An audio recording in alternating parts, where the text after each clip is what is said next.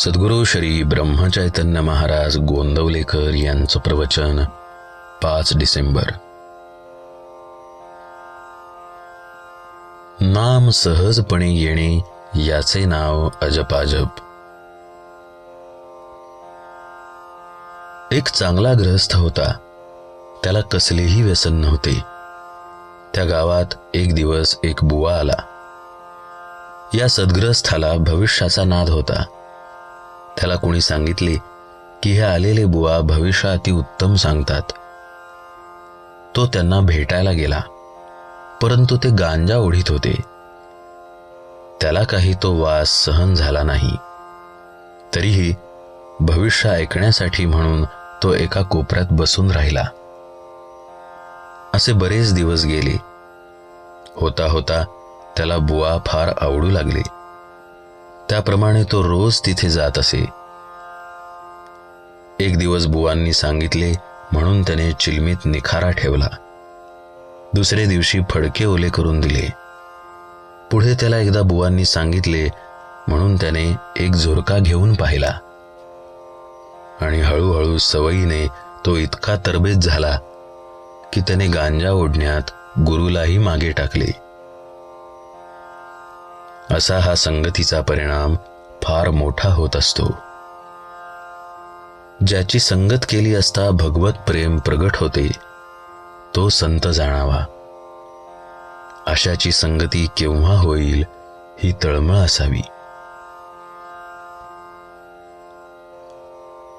श्री रामप्रभूला आवडणारे नाम घेऊन मारुतीरायांनी त्याला आपलासा करून घेतला. ते नाम तुम्ही अत्यंत श्रद्धेने घ्या. भगवंताला आपलासा करून घेणे तुम्हालाही अगदी शक्य आहे.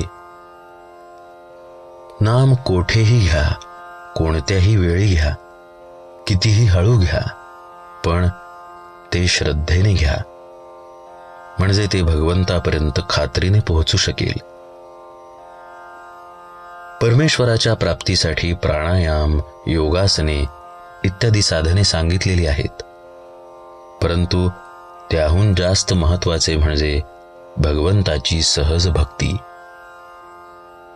भगवंताचे नाम सहजपणे येणे याचेच नाव अजपाजप होय. हा भक्तीचा प्रकार अत्यंत श्रेष्ठ आहे.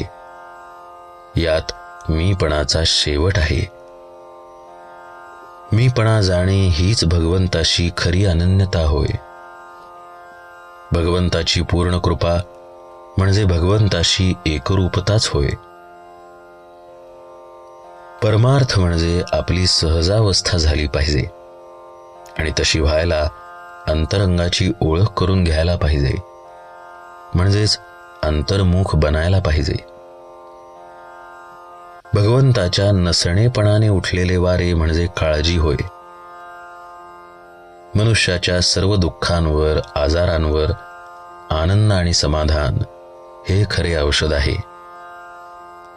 जो सदाचरणात आणि भगवंताच्या नामात राहतो त्याला हे औषध सहजी लाभत असते. या औषधाचा परिणाम नकळत आणि सहजी होत जाऊन तो शेवटपर्यंत टिकून राहतो. आनंदमय राहण्याकरिता भगवंत हवा. भगवंताकडून येणारी शांती हेच समाधान होय. मन आणि भगवंत यांना जोडणारी साखळी म्हणजे नाम. या नामात आपले सर्वस्व गुंतवले तर आपल्याला भगवंतापर्यंत सहज जाता येईल. नामाच्या आनंदाचा झटका आला की मनुष्य स्वतःला विसरेल आणि जगाला सुद्धा विसरेल. जानकी जीवन स्मरण जय जय राम.